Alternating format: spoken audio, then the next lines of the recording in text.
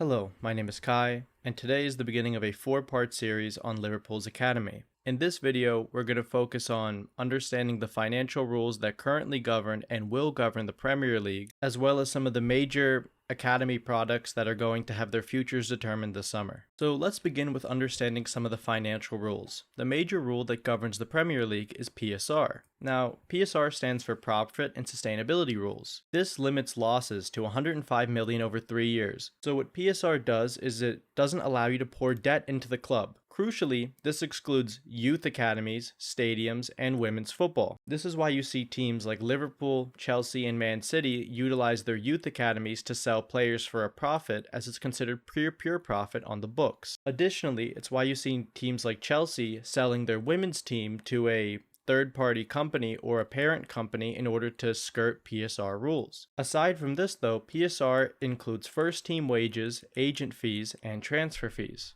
When you breach PSR, it leads to points deductions, fines, warnings, and transfer restrictions. This is something that we've seen both Everton and Forest fall victim to. In order to avoid breaching PSR, selling academy players because they're pure profit is a very useful strategy for a lot of teams. A lot of teams like to amortize fees as well. Chelsea did this with 7 or 8 year contracts to spread fees across 7 or 8 years, but this has now been capped to 5 years. Some teams also utilize pre-deadline sales. We've seen this before with Newcastle and Nottingham Forest, as well as Chelsea and Villa with the Kellyman deal with Aston Villa and the Elliot Anderson deal with Nottingham Forest. Some teams also use commercial deals. We've seen City do this over the years through the use of shell companies that are funded by the UAE. These companies may not necessarily be real sponsors, but City uses them in order to skirt PSR. Because using shell companies is illegal, that's why we currently see City have 115 charges. Now, in the 25-26 season, we're going to see the introduction of SCR, which is Squad Cost Rules. This is fundamentally different to how PSR works. PSR focuses on profit and loss. Squad Cost Rules only really focus on revenue. It caps squad spending to 85% of revenue annually. This expenditure includes first team wages plus amortization plus agent fees. We're going to phase this in slowly, but it is going to be trialed for the 25-26 season, and it's very similar to UEFA's model. UEFA's FSR is actually 70% of revenue annually, and it's something a lot of teams already follow. But teams like Chelsea have already breached it. For example, Chelsea has had to pay over £20 million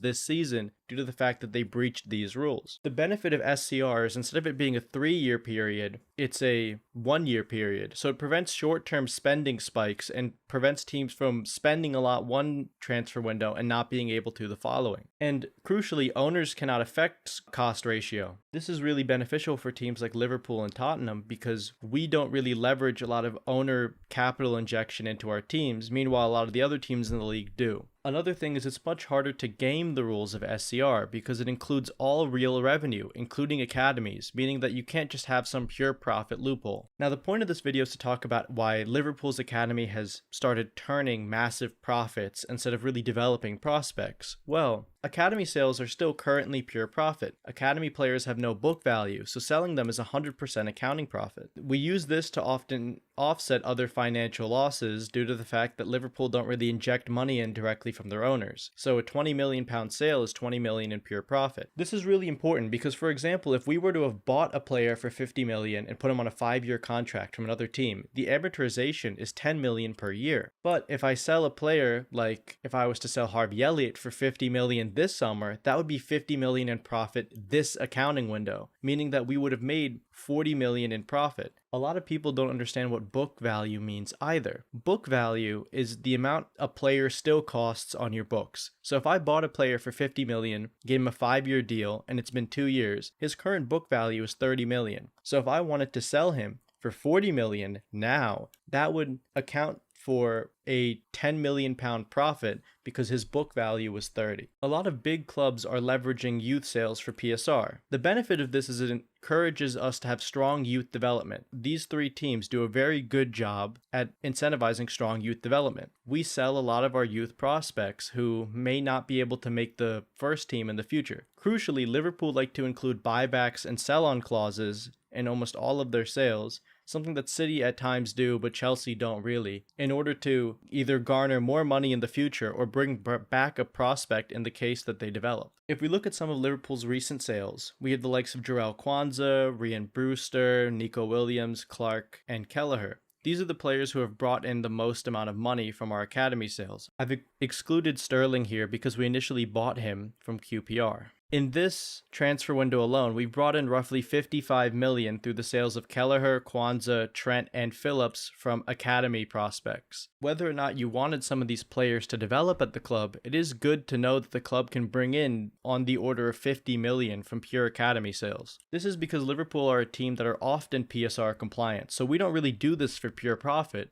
We do this so that we can generate money from players who may not be able to develop into even squad players for us if they were to hang around. It guarantees them playtime, and because we have a buyback, we're able to bring these players back in the case that they develop into much better players than they currently are. This is likely the case with someone like Jarell Quansah. Now, looking at some potential sales. Since Liverpool don't sell players really to be compliant with PSR, we're often seeing ourselves sell players because they don't currently fit the team. I'm going to look at the pitch in a moment to explain why some of these players currently don't fit, and while they may develop into players who could be squad players or starters for Liverpool, it's very unlikely that they would do it here, which is why it makes sense to sell them now with the chance of buying them back later. So let's look at the pitch. This is our current squad as it stands. I've excluded some of the academy players that may not be at the club next season, but I'm going to bring them in. So let's start with Jarell Quansah, who we've already sold. Jarell is very much capable of playing as both the left and the right center back. He's much more similar to Van Dijk in his playstyle than Ibrahima Konate, but he often has to play in Ibrahima Konate's role because Verge is not really going to get injured and plays most of our matches. The problem with Jarell Quansah is that he's very error prone. Although he's pretty good on the ball, his awareness hasn't really developed yet since he's a very young center back. For a player like him, it's very crucial that he just needs to play, and although we could sanction a loan, it's more likely that he would get game time if he was permanently bought by another club. This is why we have sold him to Bayer Leverkusen for a record fee for us for an academy player who's been here since he was younger, and why it also makes sense to have a buyback in the future. In this case, it's not activatable until 2027, just in case Quansah does develop into an incredible defender. This also makes sense from Quansah's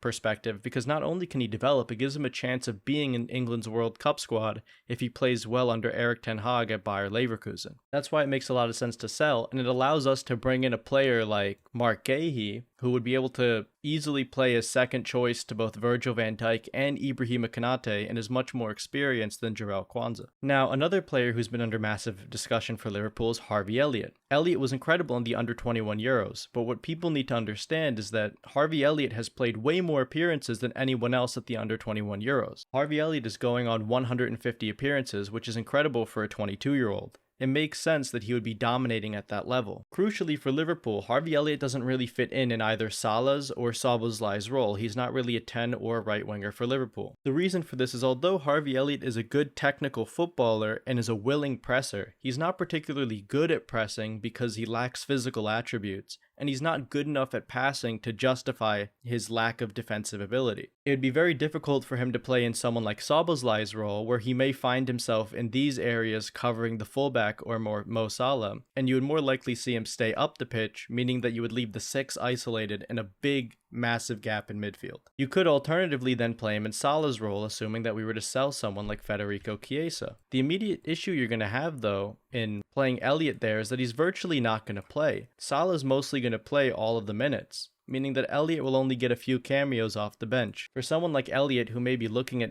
a chance at the World Cup squad for England, it wouldn't make sense to be sitting there waiting behind Salah, where he would effectively get only a handful of appearances. Because of that, I would also sell someone like Harvey Elliott. In terms of where Elliott should go, I think Palace would make a lot of sense for him. I also think teams like Bournemouth. But outside of the Premier League, I think Elliott would do incredibly at any plethora of Serie A teams. Specifically, I'd have him earmarked for a team like AC Milan or Roma. Now, another player who's under massive discussion is Tyler Morton. Tyler Morton was at Liverpool this season, but struggled a lot with injuries and got almost no game time under Arne Slot. On paper, you would think Morton would be a pretty solid slot midfielder and would be more suited to his play style than someone like Wataru Endo. Morton is a very willing ball player and is very good at crossing the ball and controlling play. The problem with someone like Tyler Morton is that at Liverpool, he's virtually stalled his development. I think he's somebody that needs to play more football games in order to really develop into a player who could be good enough as a squad player, like 4th or 5th choice in the pivot. The problem is, of course, that if we loan him out, he's not really guaranteed minutes. So once again, it makes sense to sell someone like Morton with a buyback, just in case he becomes good enough to be a squad player for the team, or a starter in theory. I do like Morton. I think Morton would make a lot of sense for a newly promoted Premier League team or a mid-table Prem side, although I do like the links to teams like Ajax or a mid-table Bundesliga or Serie A team. I think he would definitely do well there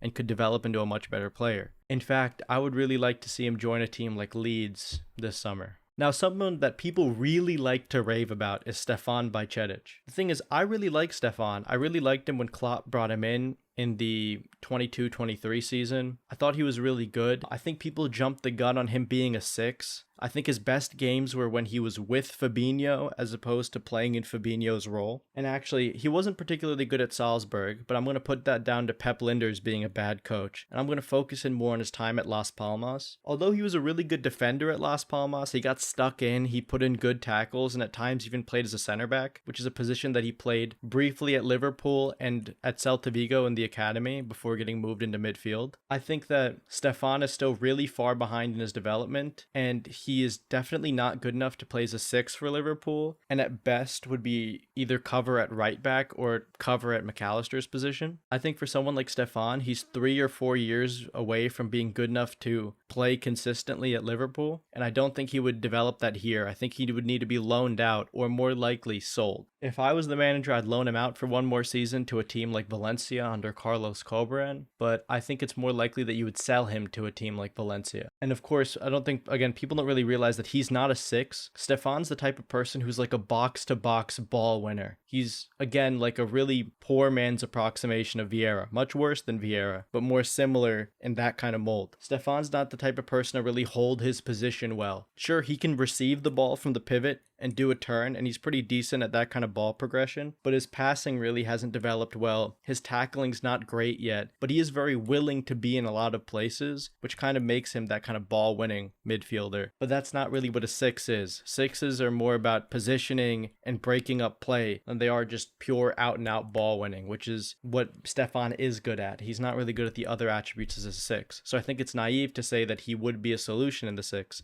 And I personally might even be more inclined to sell him with a buyback, because you could sell him for roughly 15 to 20 million and have a buyback of somewhere around 40. And if he does develop into a world beater later on, after the likes of McAllister have even left Liverpool, he might be a good option and a willing person to join our team, considering he had been here before. The last person I want to talk about in this video is Ben Doak. So Ben Doak has come back from what I think is a pretty underwhelming spell at Middlesbrough. I'm actually surprised that Palace would even offer anything close to 30 million, because that's their current valuation of him. I think Palace offered somewhere close to 20, and Ben Doak could be a good make weight in a deal for someone like Adam Morton, as could Tyler Morton. Maybe both of them together, package that with Elliott, you could probably get someone like Adam Morton. The thing with Ben Doak is Ben Doak's very fast, he's a good dribbler, he has virtually no end product. He could play on both sides. I would have liked to see him more on the left, because when I watched him at Borough, he was playing a lot on the right. I would like to see how he would play on the left, which is why I might be inclined to loan him out one more time. But my problem with Ben Doak is he's in